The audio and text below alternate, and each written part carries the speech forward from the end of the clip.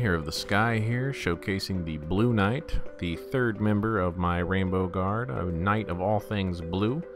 He is a 150 build, focusing on sort of spell pairing, intelligence, and I guess quality, but more so the minimum requirements to wield the weapons. So the breakdown here, we have 40 vigor, 37 endurance, 16 vitality, 20 attunement, 18 strength, 20 dex, and 40 intelligence. Now, his defenses are fairly mediocre due to the armor that he's wearing, but the intelligence gives him a nice intelligence defense. So here we are. We have Blue Knight Halberd. Using the Blue Knight Halberd, which you actually get from that gentleman right there. And it is, of course, magic to be able to get the most out of the intelligence stat. We are using a blue flame +5, has blue in the name of the sword, and also allows you to cast sorceries from your sword, which are usually blue for the most part, so that's nice. Grand Spirit Tree Shield +4, ran out of Twinkling, so it allows you to parry spells if timed correctly, and also has sort of a blue hint to it. So I don't normally spell parry, so it was a nice change. We have the Traveling Merchant at +3, again, ran out of Titanite Shards, whatever. And it even says in the description that blue represents knowledge, plus it's a beret with monocle, beautiful. Elite Knight Armor, which of course has a very, very blue surcoat to it, which works nicely. And then I am using Targray's Manifers and Leggings, of course from that gentleman right over there, yep, right behind me. They are not particularly blue. The armor for the Blue Knight was fairly difficult. There wasn't a ton. So we have the blue Tearstone ring, the third Dragon ring, the Spell Quartz ring +2, which he didn't go to the DLC, so +2, and the clear Bluestone ring +2, which of course increases your casting speed of your sorceries, from your blue flame. Works out. And then let's see, I'm using a consumable. I think I'm using, yep, the Witching Urns, which are sort of like a blue grenade, as shown. Yep, kind of like a blue explosion to them. So those, yep, those work. Blue Knight. And then let's see, for sorceries, I'm using 2 copies of Soul Spear with the 40 intelligence, 1 copy of Soul Greatsword, and then a Strong Magic Shield. Because, you know what? Why not? Grand Spirit Tree Shield does not have a ton of physical defense, but with the Strong Magic Shield on it, it's a damn good shield. I think it's 100% physical once you put the spell on it. But before we get to the PvP, I wanted to talk about something very quickly. Let's talk about the sweet spot, alright? Now, some weapons are affected a little bit more than others. Now, the Halberd here, the Blue Knight Halberd. So if I manage to actually hit the enemy with the kind of bladed head of the weapon, I do about 416 one-handed. Now, if I get too close to him, get right up next to him and I hit him, I only make contact with the shaft. The kind of bladed head goes straight over his head and to the back, and it does about half the damage, even when two-handing. 583 when hit with the bladed head, but if I get too close and hit him with just the shaft of the poleaxe, we go down to 256. It's terrible. Now, this isn't a new concept. People have been investigating this on YouTube for a while now, but just in case you haven't, just a little bit, kind of my take on it. So even with Spin to Win, it is the same. The bladed head does about twice as much damage as if you're too close, and then you just hit him with the pole. So, and then of course I thought, you know, why not parry some pyromancies? Is that possible? Forbidden Sun I failed on, but the Great Fireball though, parryable, and I'm really sad with the spell parry because you don't get to see it as the person parrying the spells. It just looks like they go through you or explode on you, but you don't take any damage. So it makes me sad that only the person who you've parried can see the actual spell be parried.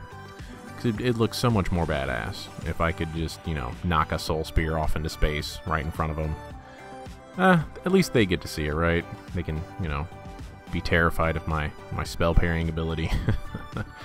So doing some cracked Blue Eye Orb invasions, because he's the Blue Knight, so why not do some Blue Eye Orb invasions? It took a while to find some rooms. I'm in New Game Plus, about 2 million soul memory. It took more than a couple tries to finally find a center to kill. But this guy was a lot of fun. I finally was able to find him. But the Blue Knight is my first foray into spell parrying and intelligence builds to an extent. I tend to just use weapons, so forcing myself to use sorceries and trying to force myself to parry spells instead of just rolling past them, which of course is much, much easier and probably recommended by just about anyone that plays this game. Parrying a spell doesn't seem to serve any other purpose other than looking like a badass. Because from what I can tell, even if you time it perfectly and the person's close enough to you, even if you parry a spell and the animation, at least on their screen, of course, because you can't see it, if the spell goes through them, like, they don't take any damage. Once you parry the spell and it goes flying off, it is essentially harmless at that point. From what I can tell, anyway. Which is sad. The developers from Soft didn't really seem to give people much of a reason to parry spells versus just rolling past them. Because rolling past them is just equally effective. So, parrying spells isn't something you see very often, so why not? The Blue Knight can pick up the slack there and parry some spells. But this guy, he keeps chugging in my face, which, hey, he's allowed to do. But I think, well, I think this gentleman actually prepared a poem just for this occasion. So, behold, yonder lies thy field in which I grow my fucks. Lay thine eyes upon it and see that it is barren. I have not one fuck left to give. I will chug my Estus in thine bitch face. Kai Politu. Beautiful poem. Thank you, Kai Politu. But he keeps chugging just in my face. Which, hey, he's trying to stay alive, trying to kill me. I can respect that. I can. I don't get upset when people try to heal, but I will destroy his boxes. Soul Greatsword, and then walk off like a badass. Slowly. Terrific, terrific.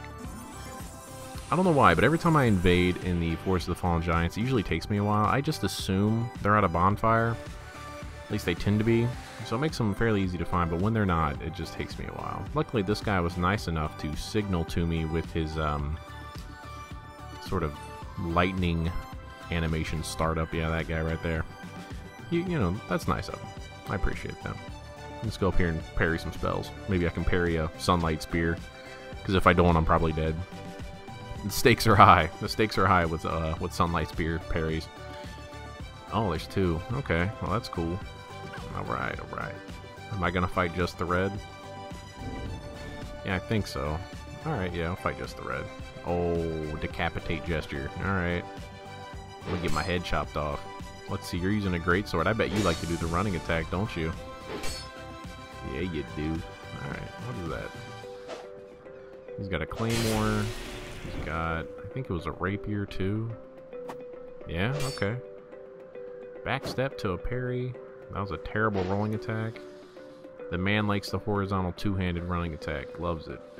Absolutely loves it. Okay, I'll remember that. If he keeps spamming that, I'm gonna parry him. I promise you. Because like I said in some of my other videos, the fastest way to die, the fastest way to get parried is to be predictable. That hurt. I think it's a dark claymore too. That didn't feel great.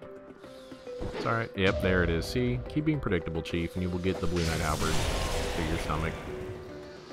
And he actually helped me. Aw, yeah. Wave. Thanks, buddy. Oh, it's Kai Politu. It's the poet. The poet once more. Alright, come here, man. Plunging attack. Whiff. Don't run, Chief. Well, let's see. So I got distracted by Destiny a little bit, put that video out, but now we're back to the Rainbow Guard. After the Blue Knight, just really fast, the Brown Knight is coming next, just so you know. The Brown Knight is also the gentleman who's using a great bow. So I did have someone, one of my subscribers in the comments of the Red Knight maybe, talk about me using a great bow build, because I haven't done it yet. The Brown Knight's going to be doing that. He's not going to use just a great bow, but there will be several fights where I just try to kill someone with a great bow, which I've practiced with a little bit on the Brown Knight. It is not easy. Oh, you're going to run up the ladder? Perfect time to cast a spell. Are you fucking serious? Right into the ground? The hell was that? Oh, terrific. And then he'll heal all the way. That's cool. Alright. Casted. I cast the Soul Spear directly into the pavement. That was terrific. You know, I'm gonna parry him. The halberd RT is, or RB is really, oh, fail. Oh, roll in your face. There it is. 1500. Wow. You love it when backstabs just come in for just ridiculous damage for no reason. I hope you guys enjoyed the video. That's it for the Blue Knight. Brown Knight's coming up next. Thanks for watching.